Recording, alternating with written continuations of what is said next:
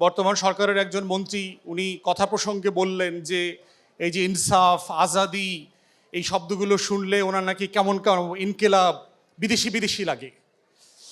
এখন মানে মূর্খ মূর্খ লোকের দায় তো আসলে আমরা নিতে পারবো না, এটা আমাদের দায় না। মানে আপনি জানেন না, এটা আপনার সমস্যা আসলে, বাট আমরা এইসব শব্দের সাথে শত শত বছর ধরে পরিচিত।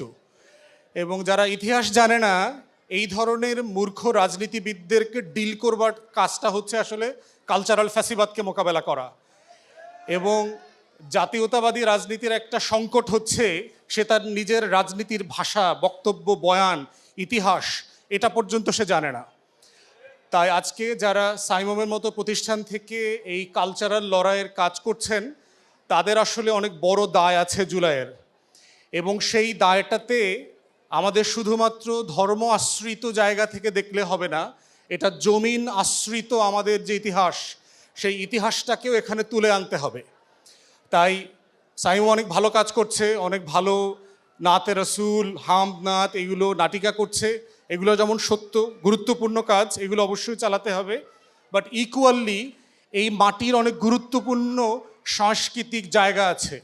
লালন, হাসন রাজা শুনলেই ইসলামপন্থীদের অনেকের একটু মাথা খারাপ হয়ে ওঠে, কিন্তু আপনি যদি লালনকে গভীরভাবে অনুভব করেন দেখবেন যে প্রচণ্ড একত্ববাদী একজন মানুষ, প্রচণ্ড রকম আল্লাহ বিশ্বাসী একজন মানুষ। যেই লালনের মানুষগুলো কিন্তু ব্রিটিশ বিরোধী আন্দোলনে লড়াই করেছে, তাদের যারা অনুসারীরা ছিলেন, যাদেরকে পাগল বলেন, এই যে বিভিন্ন মাজারে শুয়ে বসে কাটায় না, এই মানুষ কিন্তু হাজারে হাজারে এই যে মজনু শাহ, দুদু মিয়া তাদের সাথে লড়াই করেছেন, ব্রিটিশ বিরোধী আন্দোলনে তারা জীবন দিয়েছেন হাজারে হাজারে। তাহলে তার লড়াইটার এই অংশটা কিন্তু এই মাটির লড়াই, এটা মাথায় রাখতে হবে। তাই আপনি যদি আসলে সবার হতে চান কালচারাল ফ্যাসিবাদের জায়গায়, এবং লালন, হাসন রাজারা কিন্তু এই ব্রিটিশ বিরোধী আন্দোলনের ফ্যাসিবাদের বিরুদ্ধে লড়াই করেছেন। তার যে একত্ববাদের লড়াই, তার কিন্তু এই হিন্দুত্ববাদের বিরুদ্ধে তিনি লড়াই করেছেন। অথবা আমাদের যে জারি আছে, সারি আছে, আমার চাঁপাইনবাবগঞ্জের গম্ভীরা আছে, আমাদের যে পুঁথি পড়ার আসর ছিল, সেই প্রত্যেকটা হারিয়ে যাওয়া কালচারকে নতুন করে আমাদের জনগোষ্ঠীর সাথে পরিচয় করে দেবার একটা দায়িত্ব সাইমমের মতো যারা কালচারাল ফ্যাসিবাদের জায়গা থেকে লড়াই করছে তাদের আছেন। এবং সেইটা আমরা মনে করব, আমরা বলতে চাই যে এখানে যত বেশি ইনক্লুসিভ হওয়ার সুযোগ আছে, যত বেশি আমার করা যাবে, তত বেশি আপনার কাঠামোগতভাবে আপনার বক্তব্য বেশি লোকের কাছে যাবে। শুধুমাত্র ফ্রিঞ্জে থেকে কালচারাল ফ্যাসিবাদের লড়াই করা যাবে না। অতএব সেই জায়গাতে আমরা বোধ করছি যে আজকে সময় এসছে নতুন করে এই মাটির শত বছরের যে কালচারাল লড়াইটা আছে, এই লড়াইটাকেও হাইলাইট করা এবং ইতিহাস সাপেক্ষে হাইলাইট করা। শুধুমাত্র একটা দুইটা গান, ছোট ছোট নাটিকা দিয়ে এই বিশাল কালচারাল ইন্ডাস্ট্রিকে ফাইট করা যাবে না। এই ফাইটের পিছনে কাঠামো, ভাষা, রূপরেখা, সাহিত্য প্রত্যেকটা জিনিসকে নতুন করে রিভাইজ করবার জায়গা তৈরি হয়েছে। এবং সেই জায়গাতে আমরা বোধ করছি যে সাইমমের যে গত কয়েক দশকের শিল্পী এবং সাহিত্যিক এবং যারা কর্মীরা ছিলেন, তাদেরকে ক্রিয়েটিভ ওয়ার্ল্ডে কিভাবে এঙ্গেজ করা যায়, আজকের মিম বলেন, কার্টুন বলেন, ট্রল করা বলেন, প্রত্যেকটা জিনিসে কিন্তু কালচারাল মেসেজিং আছে। এবং সেই জায়গাতে তারা আসলে সময়কে অ্যাড্রেস করতে পারছেন কিনা সেটা কিন্তু গুরুত্বপূর্ণ। এই জন্য আজকে আপনাদেরকে মাথায় রাখতে হবে যে আসলে আপনারা কি সবার হবেন না একটা ফ্রিঞ্জের হবেন? আপনারা কি পুরো বাংলাদেশের কালচারাল ফাইটকে নেতৃত্ব দেবেন, না আসলে আপনারা সাইডে থেকে কিছু সামান্য কন্ট্রিবিউশন করবেন?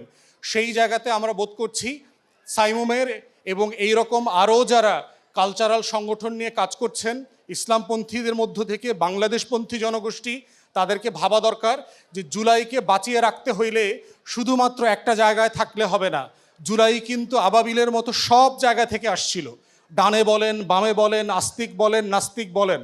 অতএব এই পুরো জনগোষ্ঠীর আকাঙ্ক্ষাকে রিপ্রেজেন্ট করবার মতো যে তর্ক, যে লড়াই, যে ভাষা, যে খোরাক, যে সাহিত্য, যে কবিতা, যে ছন্দ দেওয়া দরকার, সেই ছন্দর আসলে আমরা উদ্ভাবন করতে পারছি কিনা ক্রিয়েটিভ জায়গা থেকে।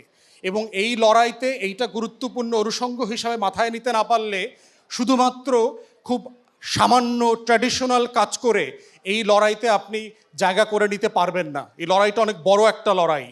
ইন্ডিয়ান হেজিমনির যে কালচারাল ফ্যাসিবাদ আছে, কলকাতার যে ফ্যাসিবাদ আছে, এগুলো অত্যন্ত পাওয়ারফুল ইনস্টিটিউশনস যারা বাংলাদেশে বিভিন্ন ফর্মে কাজ করছে। অতএব সেটাকে বোঝাটাও জরুরি যে আমার শত্রু, যার সাপেক্ষে আমি রাষ্ট্রের জন্য লড়াই করছি, সে আসলে কোন কোন ফর্মে আমার ক্ষতি করছে, আমাকে সাবডিউ করবার চেষ্টা করছে, সেই সাবডিউ করবার প্রতিষ্ঠানগুলো কারা কারা, সেই প্রতিষ্ঠানগুলো ফাংশন করছে কিভাবে, তাদের স্ক্রিপ্টগুলো কি কি, কোন ভাষাকে, কোন শব্দকে, কোন জবানিকে তারা প্রমোট করছে, যেই জবানি আমার মাটির না, আমার না, আমাদের না, সেটাকে আবার ফিরায় নিয়ে আসতে হবে। তাই এই সামগ্রিক জায়গা থেকে আমরা বোধ করব আজকে যারা আয়োজকবৃন্দ আছেন তারা এই সাংস্কৃতিক ফ্যাসিবাদের লড়াইকে সামনে এগিয়ে নিয়ে যাবেন সবাইকে মিলায়ে, ইনক্লুসিভলি এবং সবাইকে ধারণ করে। সে তখনই হচ্ছে লড়াইটা সবার আকারে সফল হবে। সেই লড়াইয়ের জন্য আমরা আহ্বান জানিয়ে আমার বক্তব্য শেষ করছি। সবাইকে অসংখ্য ধন্যবাদ। স্বৈরাচারী শেখ হাসিনার নির্দেশে বিভিন্ন আইনশৃঙ্খলা রক্ষাকারী বাহিনী গুলি করছিল সাধারণ শিক্ষার্থীদের উপরে। সেই সময়ে আমরা 4 তারিখ 3 তারিখেও দেখেছি একজন শিশু গিয়ে তৎকালীন পেটুয়া বাহিনীর বুকে সে ঘুষি মারছিল। পুলিশ যেখানে মানুষকে গুলি করে শহীদ করছে, সেখানে একজন শিশু তার ক্ষোভের বহিঃপ্রকাশ করছেন। আমরা এটাও দেখেছি জুলাই বিপ্লবে 3 তারিখ যেদিন এক দফা ঘোষণা করা হয়, সেদিন একজন শিশু তার মায়ের সাথে এসেছিল। সে কান্না করে বলছিল যে আমার ভাই শহীদ আবু সাইদকে শহীদ করা হয়েছে, অসংখ্য ভাইকে গুলি করা হয়েছে, আমরাও রাজপথে নেমে এসেছি, আমরাও শহীদ হতে চাই। সে কান্না করে সে কথাগুলো বলছিল। আমরা দেখেছি যে জুলাই শিশুরা কিভাবে অবদান রেখেছে। জেনারেশন জেড এবং জেনারেশন আলফা নানাভাবে জুলাই অবদান রাখার চেষ্টা করেছে। আমরা তাদের অবদানগুলোকেই আজকের আমাদের কর্মসূচির মাধ্যমে তুলে ধরতে চাই। আমরা দেখেছি যুগ যুগ ধরে শিশুরা বিভিন্ন সময় হক এবং বাতিলের লড়াই, সত্য এবং মিথ্যার লড়াই শিশুরা নানাভাবে অংশগ্রহণ করেছে। আমরা মাজ এবং মুয়াজের গল্প শুনেছি, আমরা মাজ এবং মুয়াজ রাদিয়াল্লাহু আনহুর গল্প শুনেছি। এভাবে জুলাই আমরা একইভাবে দেখেছি যে শিশুরা কিভাবে সামনে এসেছিল, শিশুরা কিভাবে জুলাই বিপ্লবে অংশগ্রহণ করেছিল। সাইমুম শিল্পী গোষ্ঠী শিশুদের জুলাইয়ে যে অবদানগুলো ছিল, সে অবদানকে নানাভাবে এখানে হাজির করার চেষ্টা করবে।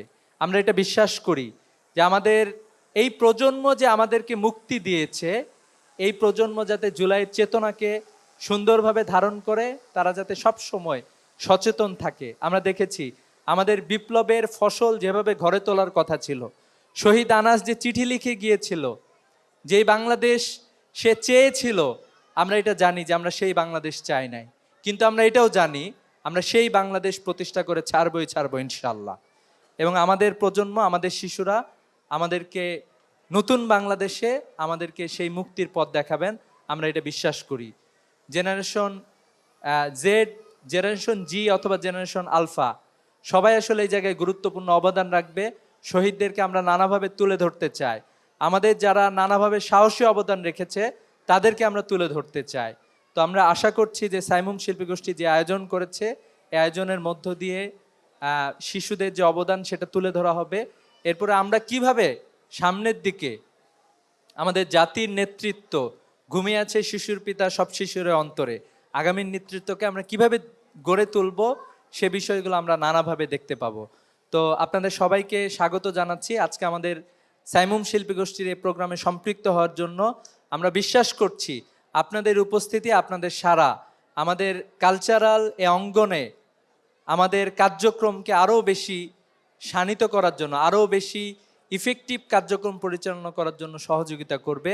শহীদ শরীফ উসমান হাদি, আবু সাইদ, শান্ত, ওয়াসিম, শহীদ আলী রায়হান সহ সকল শহীদদের স্মরণ করছি, সবার শাহাদাতের মর্যাদা কামনা করছি।